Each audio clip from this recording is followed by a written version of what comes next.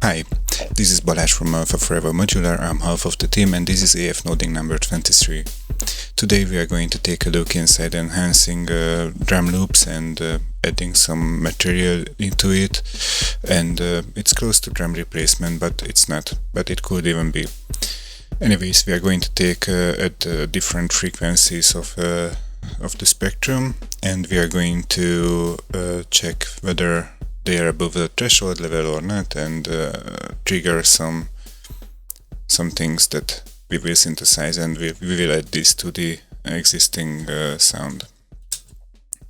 And yeah, I have a little drum loop here, and I play it for you. Yeah, it's just a drum loop. And now I'm opening up Alpha, and I delete everything for the time being and create a designer, and I call it mono because we are going to check this thing based on if it's mono or not. I create one input and one other. The first one I call I1, the second one I2. I add them together and simply multiply them by 0.5. I think, yeah, this should be it, and I create an output, and I create two inputs by pressing I above these plaques, and there we go. And I create a gain in here, I create a con, like these guys here, and create two outputs, and here we go. So now we converted our signal to mono. I create another designer, and I'm going to call this like a bend. So this is going to be our bend, and I create one input. I put a filter 2p here.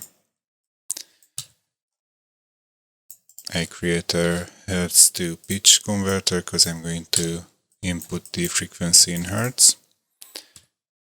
Now I press I here, so it's going to be the input.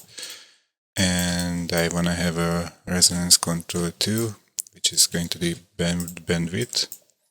Sorry, double clicking. And I'm going to divide the output by the bandwidth. And yeah, this is basically our band.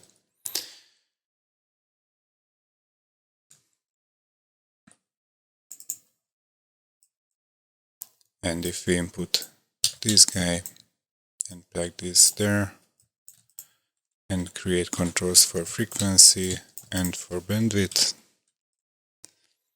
and I create a frequency between 0 and 22,000, make it exponential like hell, and the bandwidth should be fine between 1 and 0. We do not want to go wide. So let's see what we have got. It works or not.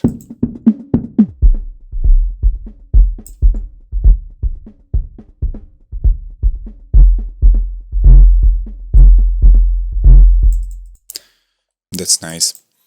What we wanna have is some amplification here maybe later on, so I create a multiplier here and create an input on the B, and I call it X.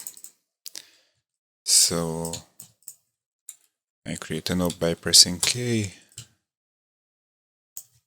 call it amp, and the minimum is going to be 1 and the maximum, let's say 16, and make it pretty exponential again.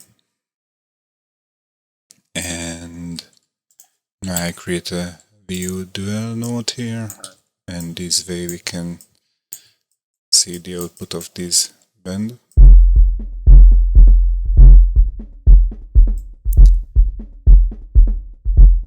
Cool. We can see when it jumps up, so I'm going to create a processor now. It's going to be a designer, which is going to reprocess this band. Create an input and create an output for sure. That's nice. And this is going to be going into the second input of the VU dual. And what we are going to do here is to create to take only the absolute value of the signal and also create an envelope follower here with the release time that's going to be a custom release time between 0 and let's say 2000. That's 2 seconds. And we can take a look at what happened here.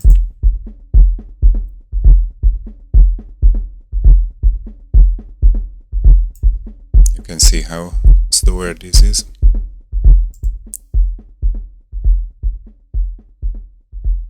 And this way we can easily check the threshold level we want to use. So here we are going to create an if expression, and if this envelope follower output is higher than the threshold level, then we want to output 1, or we output nothing. So let's create a threshold level, and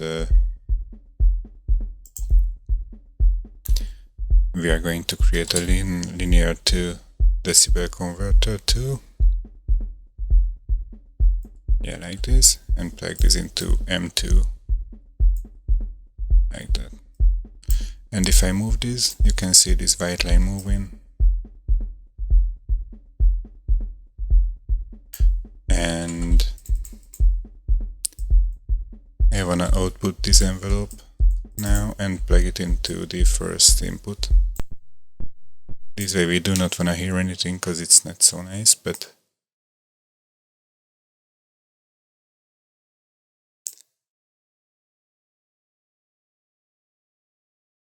yeah, actually this should be okay.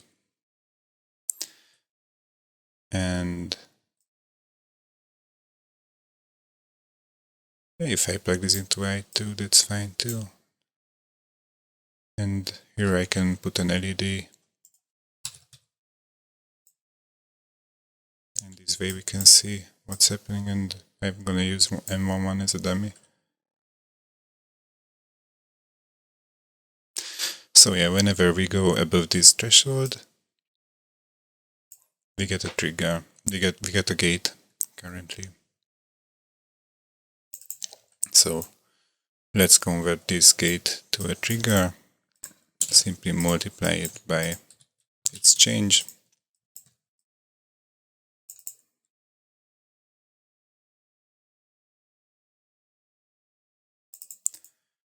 And one more thing we might want to do is to create a trigger to gate. So let's say that the minimum time between two triggers should be, let's say, 49. And then if we convert this gate to a trigger once again, we actually should not have double triggers.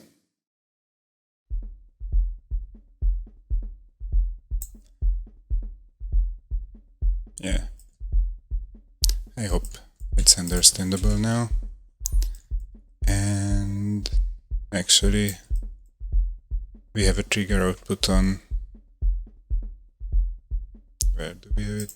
It's connected to M1, but this is going to be our trigger output, so we are going to use this. And I might plug this into I2. Yeah, this way I can get rid of this LED now.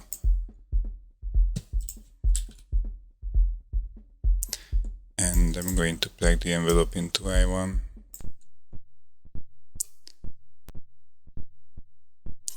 And what I want to do, so this is our basic setup. We are going to use this patch, just copy paste it further later on.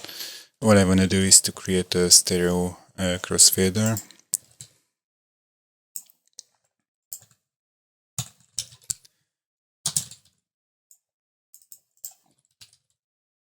Yeah, we need 2 crossfaders here, and inputs like this.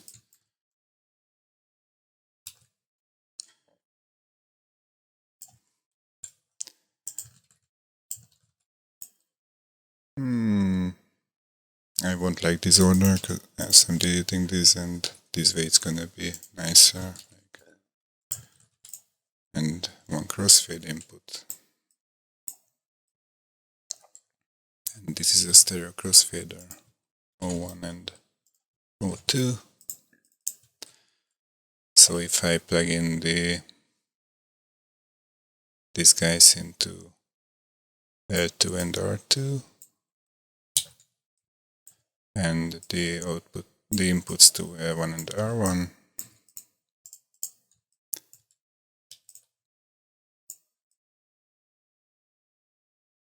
we should be fine. I create an op here.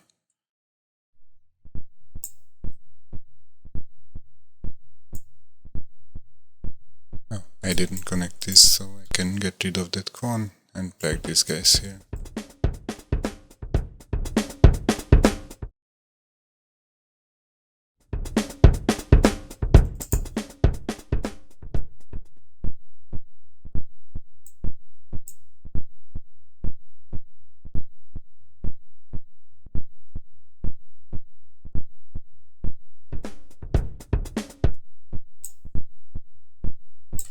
Let me check this signal,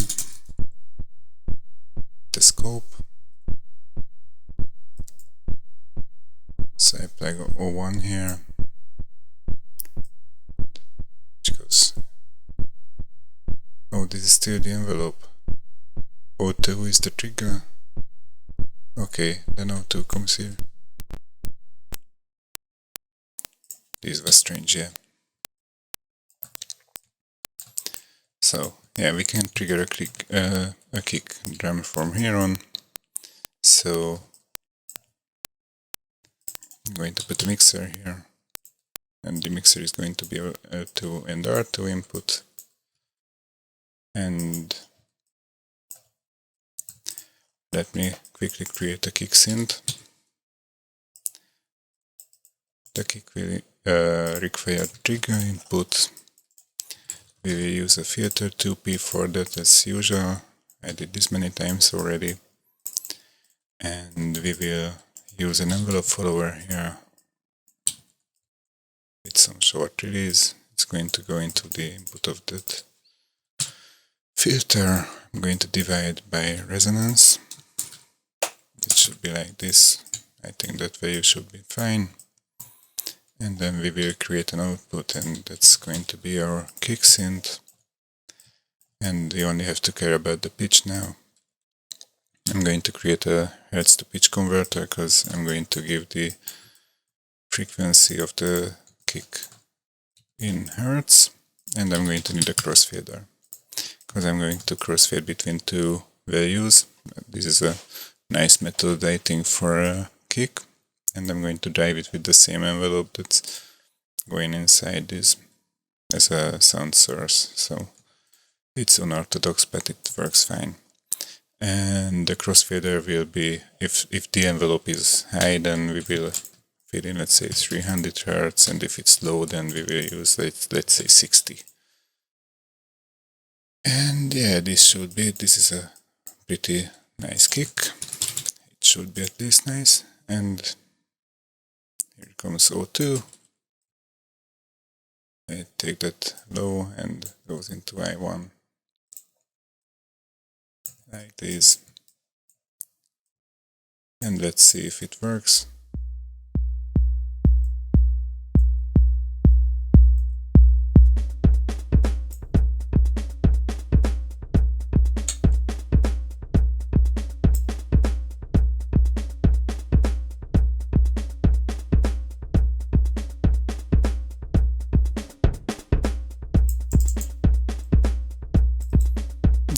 Can go lower.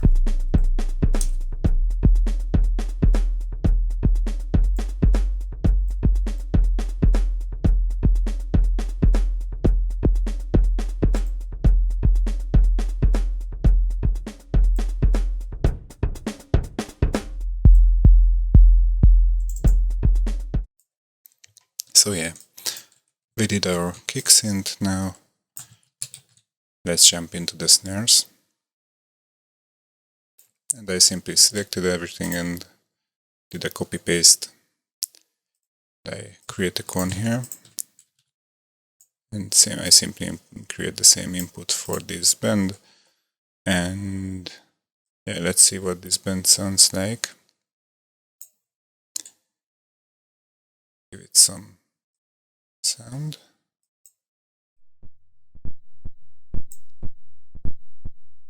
Actually, I'm going to connect the bend into A1 first, and I will try to find the snare.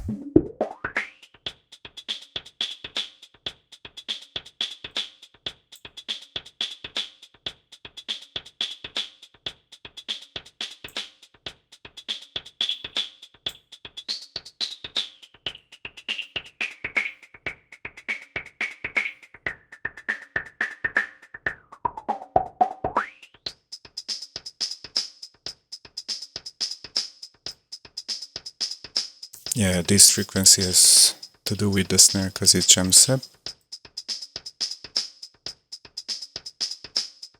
And this threshold should do it. Okay, let's see our trigger.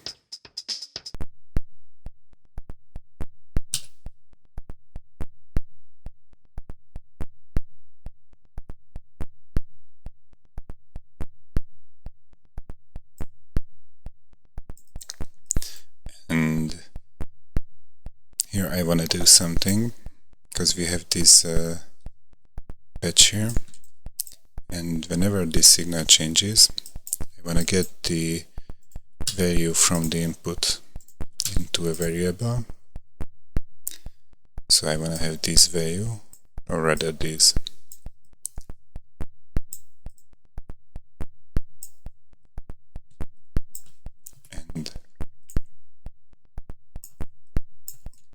And I would like to use this trigger to trigger it.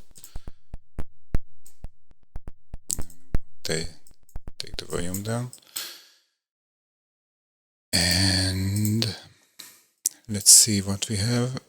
And I want to multiply the trigger with this value. So let's see if this makes sense. What values we have. Yeah, that's nice. And now I'm going to rescale these. Rescaler GUI. Like this. And our minimum is by 0.19 as far as I see, and maximum is by 0.207. And let's use this between, let's scale this up to 0 and 1, or maybe 0.1 and 1. And this way, if I'm using something else instead of this kick, I'm going to use the same envelope follower, but I'm going to delete everything else, and I will just use a white noise and multiply by the envelope and use the output. And let's listen to it.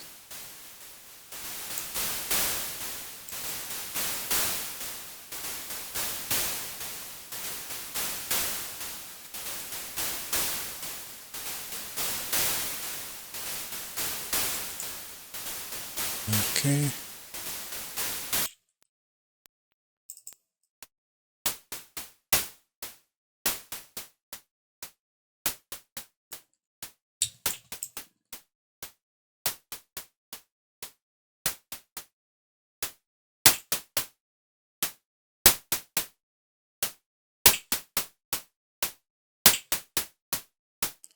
As you can hear, we have something like a changing velocity. So, and I can also drive, let's say, a filter with this. I just connect these guys like this, and let's say I want to use this input. I can also output the like a V velocity, this guy. and create excuse me, create a V input which is between 0 and 1. I connect it to the pitch and crossfade between, if it's 1, then I'm going to use a high pitch like 130, and if it's low then I'm going to use something like, let's say, 90, and resonance of 1 should do. So now if it should not only be not only the volume should change dynamically, but also the timbre.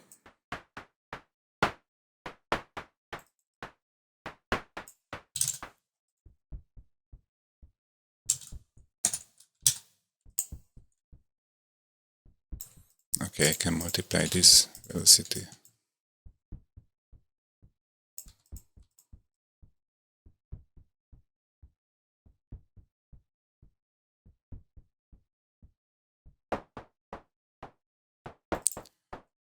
Oh, no, that's not the problem.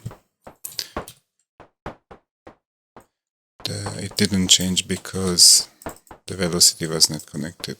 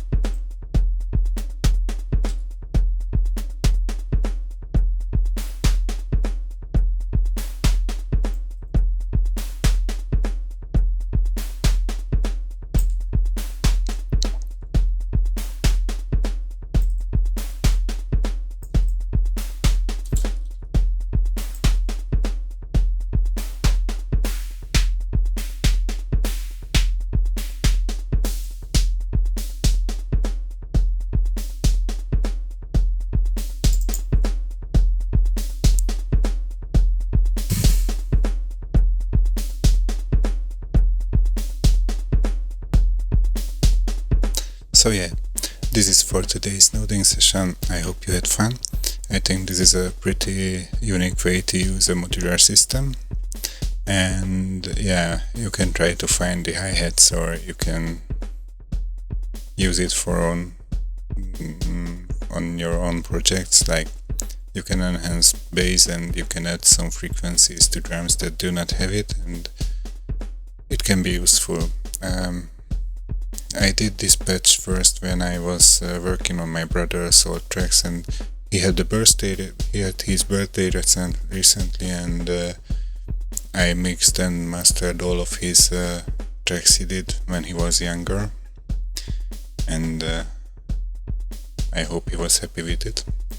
And I needed stuff that could add more bass to already existing drum loops, and that could give some extra content. And I think this method works fine for this. And yeah, maybe it has other uses too, but I think it's interesting. And yeah, I hope you had fun, and I hope you will use Alpha Forever a lot, and that you will subscribe and comment and give us some hints on what you are looking for in the future. So, thanks for watching, and happy noding, and bye bye.